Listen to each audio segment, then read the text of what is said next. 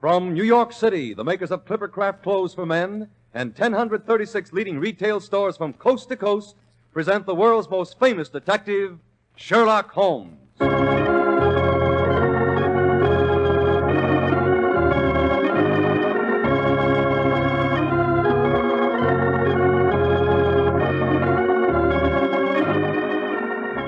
Tonight's story, The Adventure of the Wooden Claw. Well, here we are again, sitting in front of Dr. Watson's hearth. The coals have burned low, and over the rosy glow we face our favorite medico and storyteller. What's tonight's adventure to be, Dr. Watson?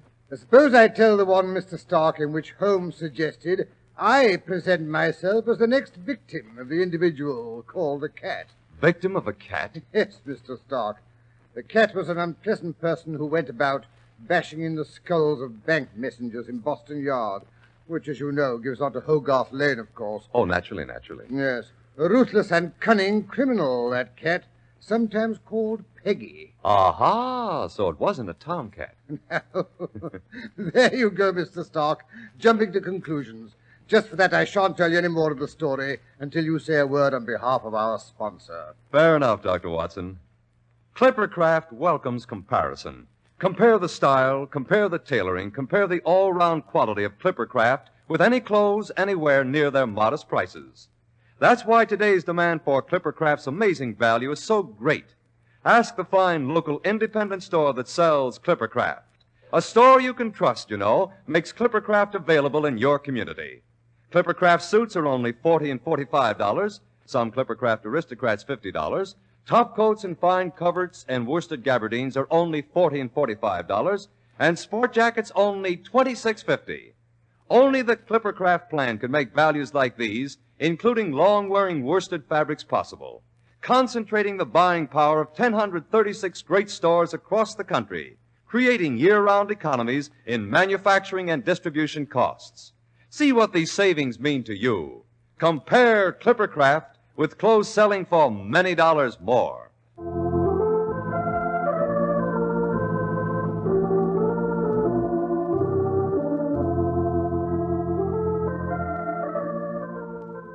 Now, Dr. Watson, will you go on with your story? With pleasure, Mr. Stark, with pleasure.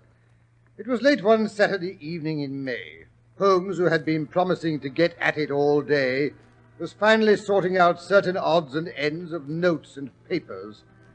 He sat at his desk, the lamplight shining up into his eyes, looking rather like some gigantic bird of prey.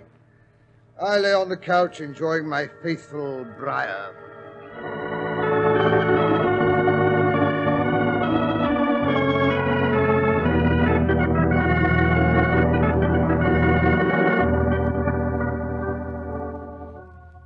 Watson, you'd better put out your pipe if you're going to drop off to sleep.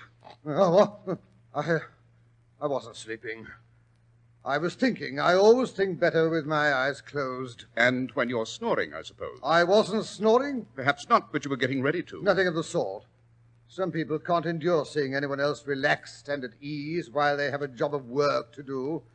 May I point out, my dear Holmes, that if you had got at your labors at a decent hour, as I did, For pity's sake, Watson, stop being so confounded smug.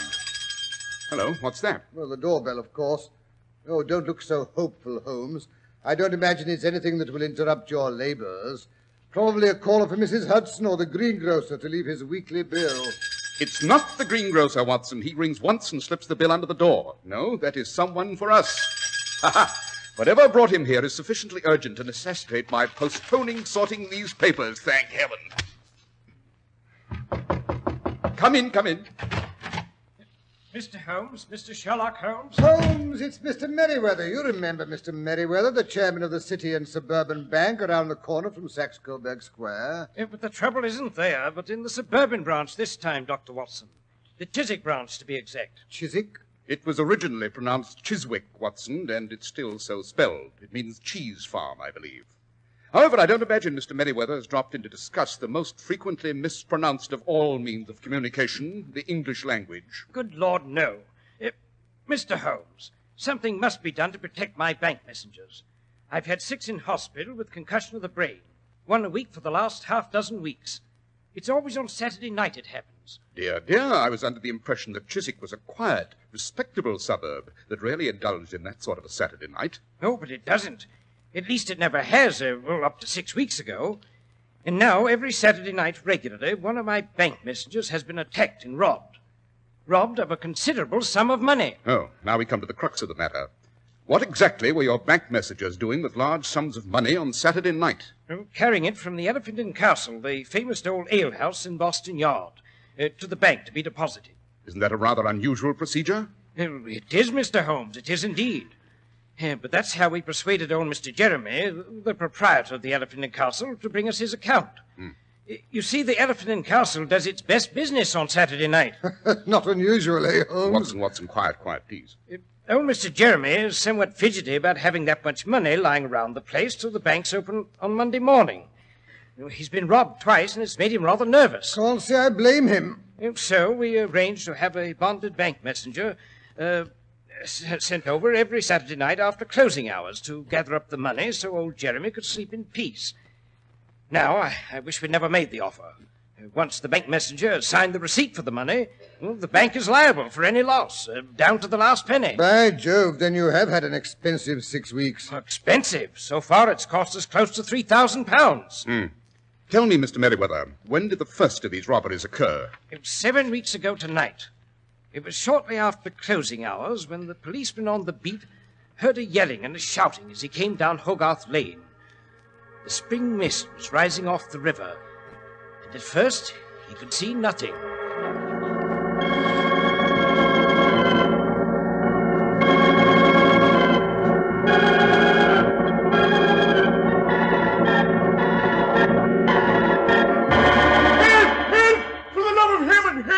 Hello, what's up? Help! Somebody help! Somebody calling, but I can't see a blessed soul. Hello! What's the trouble and where are you? In here, through the archway, in Boston Yard. And who are you? And what's the difficulty? I'm Paddy Donovan, caretaker of Hogarth House. There's a man lying on the stones, in bad need of help, I'm thinking. As black as the inside of my pocket in here. What's happened to the light of the Elephant and Castle? Sure, it's been put out this half hour. The Elephant is a law-abiding house. You'll never see old Jeremy serve a man a drink after hours. Unless he's paid double for it. Now, don't try to whitewash Jeremy. I know the old scallywag. Bring your lantern over here. You'd best see what can be done for this poor chap. He's in a bad way, I'm thinking. Well, let's have a look at him. Glory be to God. It's a bank messenger from the city and suburban. A robbery, that's what it is, I'll warrant. When did it happen? I couldn't rightly say, officer. All I know is I was locking up the front door of Hogarth's house previous to going to bed, when suddenly I heard a scuffle here in the yard, and the man called out like he was in mortal agony. You ran in here at once? Just so fast as ever me wooden leg would carry me. I'm not so spry as I once was, you know. But I was in time to see a great shadow of a man, dressed all in black, with a mask over his face. He was leaning over this poor fella here. When I came into the yard through the archway, I says to myself, aha, I've got you trapped, me bucko. Of course. The archway is the only entrance to the yard, or exit either. Except you go through into the Elephant and Castle. Which I've been after telling you has been closed this half hour since. That's as maybe. Well, at any rate, the man shoved past you and out the archway, eh? That he did not. I may not be so spry in me feet, but me fist is as good as ever. No man alive can come it over Paddy Donovan if he ventures within arm's reach. Oh. So he went in the Elephant and Castle? He did not. Then I suppose you'll be telling me he disappeared into thin air. He did something stranger than that, me lad. He skinned up the wall and over it like a cat. What? Well, that's impossible. That there wall is 12 feet high, and there's nothing for a foothold anywhere. Possible or not, that's what happened. Up he went and over, like a cat. A great black cat. There, give me the creeps it did. Yeah. Look here. This bloke's bleeding.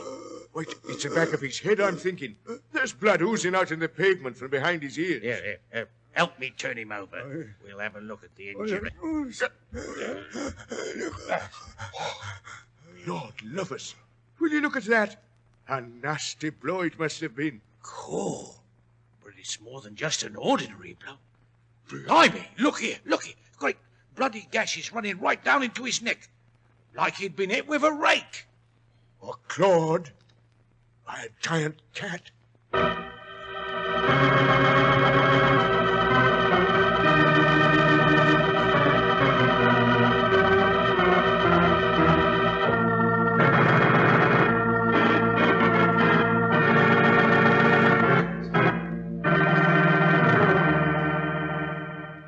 I saw those wounds, Mr. Holmes. I promise you, that's what they looked like. The claw marks of a gigantic cat. Catman, eh? Who scales 12-foot walls and whose blow leaves deep gashes. Interesting, Mr. Merriweather. Interesting and just a bit incredible. Well, there is no such creature, Mr. Holmes. There can't be. Oh, I don't know. I saw one once. It was in that French music hall. Remember, Holmes? The chap went up a smooth, tiled wall nearly 16 feet high. I believe he had some sort of suction device attached to his hands and feet. Well, that could account for it, I suppose. It might account for the fellow's disappearance over the wall, but not for the gashes and other significant phenomena. That is what interests me, Watson, those gashes. This man with a wooden leg, Donovan, I believe you said his name was. Is he a reliable witness, Mr. Merriweather? Why, yes, at least I suppose so. He's been caretaker at Hogarth House for over 15 years. Hogarth House is where they have the famous collection of Hogarth drawings and the like. It's open to the public daily, except Sundays, for a small fee. I'm afraid Donovan isn't kept over busy with visitors. He spends much of his time at the Elephant and Castle. Ah, that's it. He was drunk. Instead of seeing a pink elephant, he saw a man-sized black cat. Who was substantial enough to claw and rob a bank messenger. Oh, well, if you're going to be technical. Tell me, Mr. Merriweather, were this fellow with a wooden leg and mine host of the Elephant and Castle on good terms? Donovan and Jeremy have been cronies for years, Mr. Holmes. So then anything unusual that goes on at the Elephant and Castle would be known to both. Undoubtedly. In fact, I wouldn't be surprised if, between them, they'd cooked up a neat little scheme to do the bank out of a tidy sum of money. Of course, Holmes, I see it all. Incredible. Old Jeremy follows the messenger to whom he has just handed the day's profits out into the courtyard, bludgeons him, and retires quickly with the money into his own premises. Then along hobbles Mr. Donovan with a cock and bull story about seeing an incredible cat-like creature. Jeremy recovers his day's earnings and is reimbursed by the bank as well. Whereupon he has to split the swag with Mr. Donovan and is consequently no better off than if he'd saved himself the trouble. I see your point, Mr. Holmes. But there are people, you know, who enjoy making a crooked sixpence more than a straight shilling.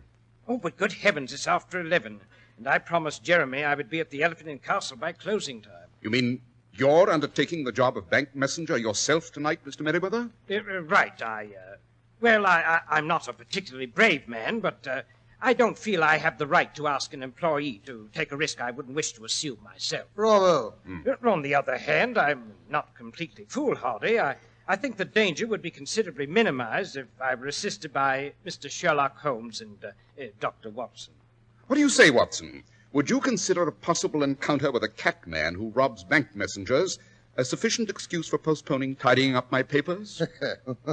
What do you think, Holmes? I'll go and fetch my service revolver.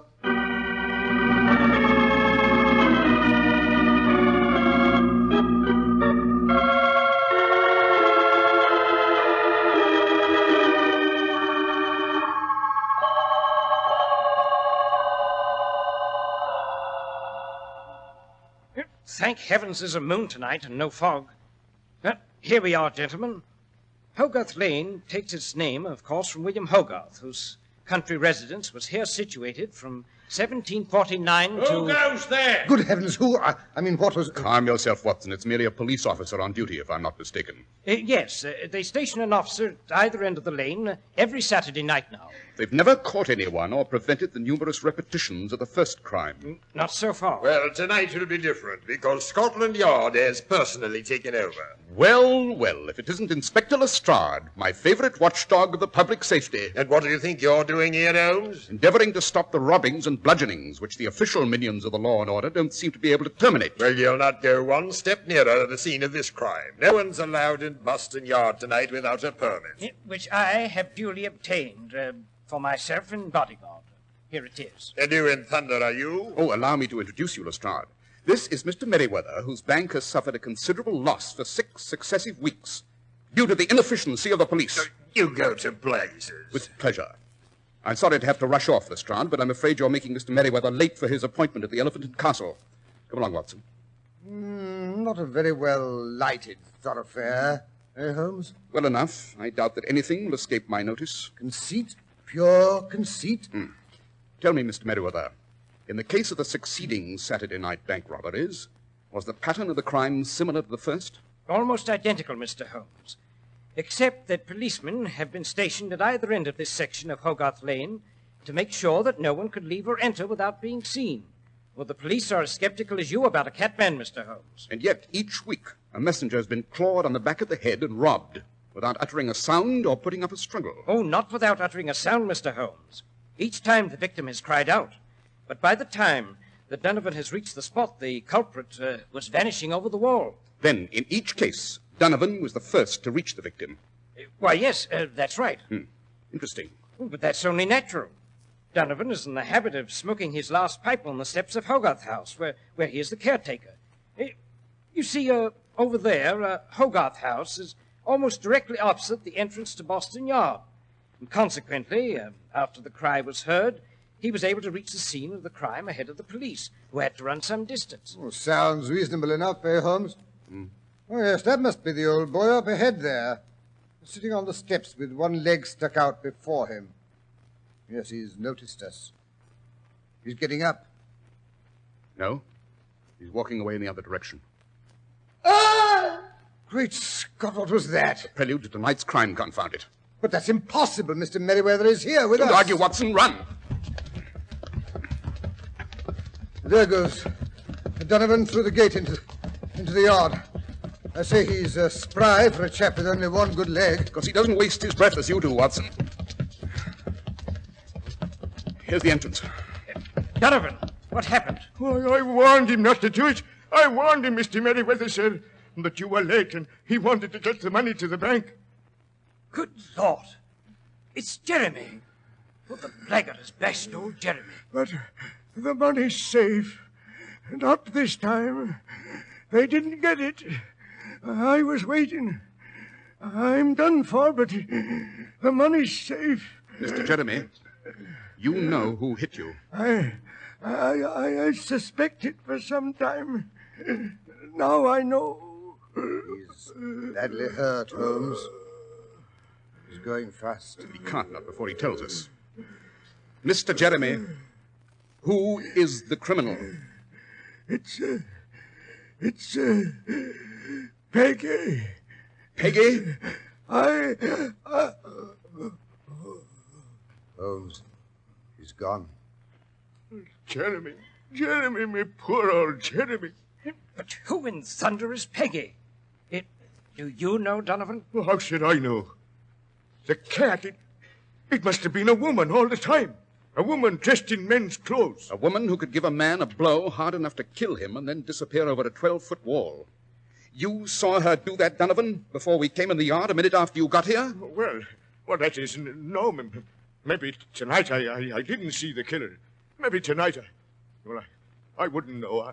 I was that upset when I seen it was Jeremy. Hello, what's wrong here? Mr. Jeremy has been bludgeoned, Lestrade. He's dead.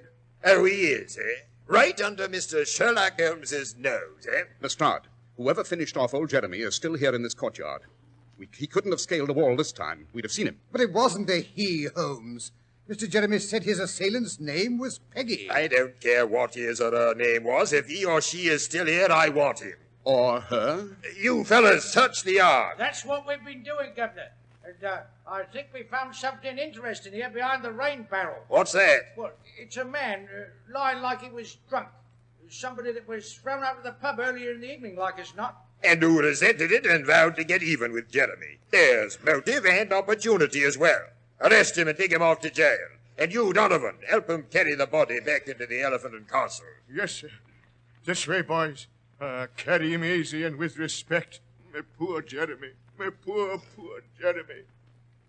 Well, Holmes, you can't say Scotland Yard hasn't acted with dispatch and efficiency. And with its usual utter lack of intelligence and concern for truth and justice? If this man isn't guilty, I suppose you can tell us who is. Quite. However, you wouldn't believe me. You see, I have no proof of my theory. It will take until next Saturday night to acquire that.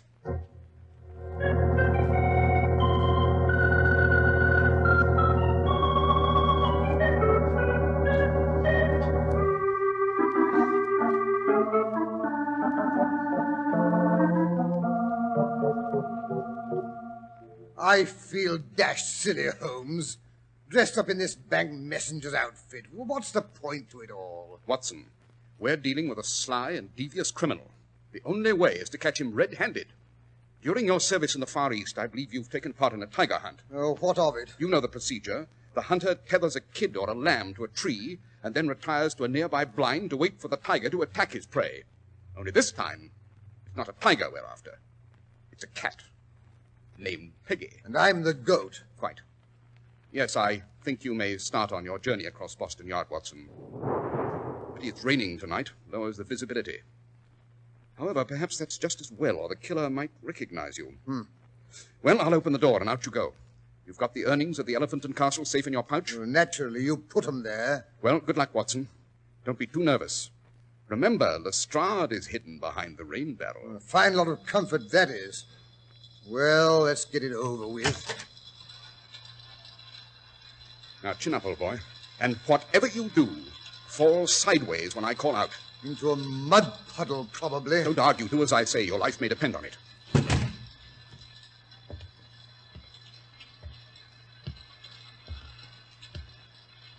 Good Lord. What a night. Teeming cats and dogs. Cats. Never cared much for cats. And this isn't going to improve my... What's that shadow slinking along the wall over there? Oh, confound this rain. I can't see a thing. Ah! What was that? Someone's coming this way. He's running through the gate. It's Donovan. Hey, Donovan, what's up? He's stopped. He's snatched off his wooden leg. Watson, duck! Now then, Donovan, I'll take that wooden leg if you don't mind, one with which you've bludgeoned 7 people. So it's you, Mr. Sherlock Holmes. Something told me this was my unlucky night. You can come out, Lestrade, and take the criminal in charge. You needn't crow, Holmes. I saw the old thing. Well, got you red-handed this time, Donovan. Yes, you've got the criminal and his weapon. Notice the spikes in the upper end of this wooden leg. No wonder the victims looked as if they'd been clawed by a giant cat. Well, no use hanging about in this blasted rain. Come along, Donovan. You've slugged and robbed your last bank messenger. And it reminds me, Watson, where are you? Flat on the ground in a puddle, of course. Look at me. Nice mess. I say, Holmes, I'm still perplexed, you know. Why? Well, who was the man who screamed just now? Why did Jeremy say the cat's name was Peggy? And when did you first suspect Donovan was the criminal? The answers to those questions can wait, Watson, until I get you safely home in a hot tub. That puddle has soaked you to the skin. And besides, this is Saturday night.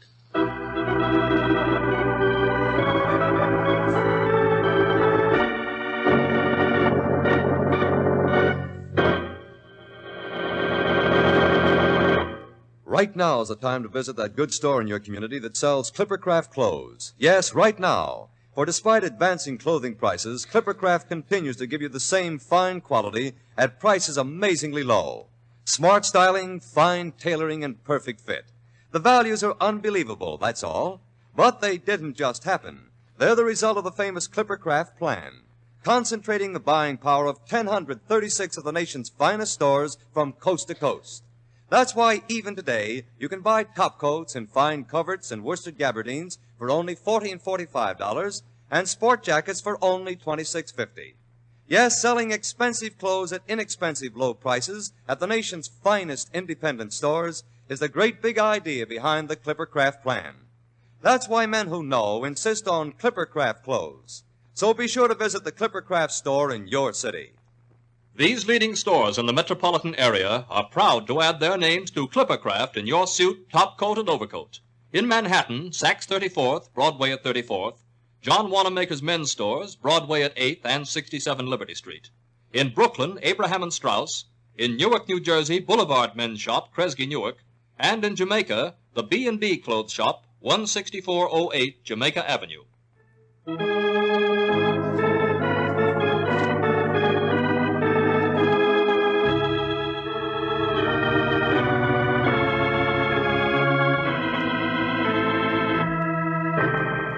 And now, back to Baker Street. We find Dr. Watson sitting firmly in the midst of an old-fashioned tin tub, to which Holmes is adding a tea kettle full of very hot water.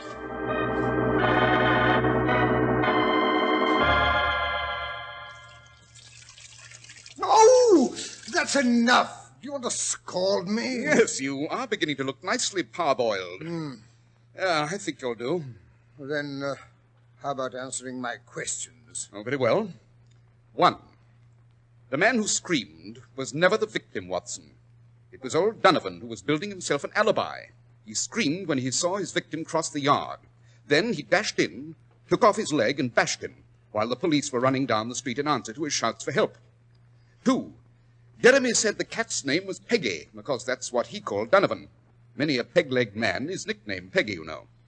And lastly, I knew Donovan was the criminal when Mr. Merriweather told us how distinctly he described the cat man who crawled over the fence on the night of the first robbery. But why was that suspicious? Elementary, my dear Watson. It was a dark, foggy night. He couldn't have seen the criminal in detail. Remember, it wasn't until the policeman had turned his dark lantern on the victim that he could tell he was a bank messenger. Q-E-D. I see. Well, it's all so remarkably simple once you explain. It always is, Watson. It always is. Well, don't just stand there puffing yourself up. You might get busy and scrub my back, you know.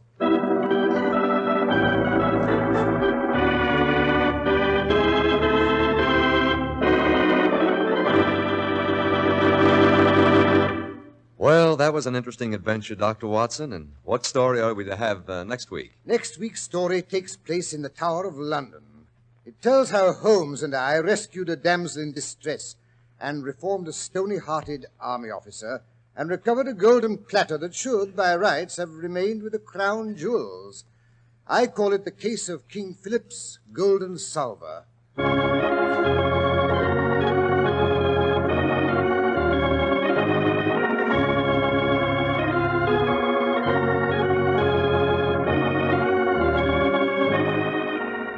The makers of Clippercraft clothes and 1,036 leading stores from coast to coast have brought you another in the new series of broadcasts featuring the world's most famous detective, Sherlock Holmes.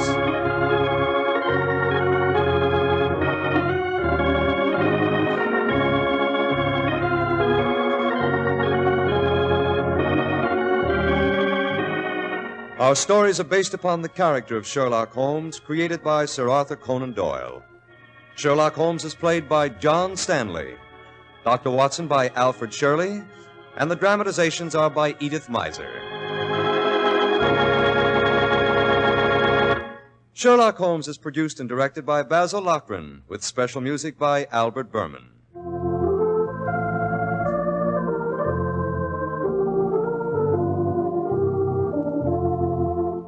If you don't know your Clippercraft dealer, write Clippercraft, 200 Fifth Avenue, New York City.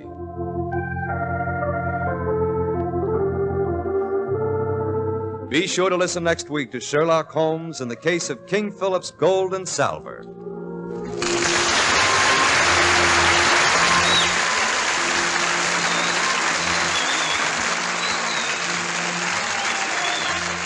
Charles Stark speaking for Clippercraft Clothes. This is the world's largest network serving more than 450 radio stations, the Mutual Broadcasting System. In just 25 seconds, you'll hear Melvin Elliott reporting the latest news at home and abroad.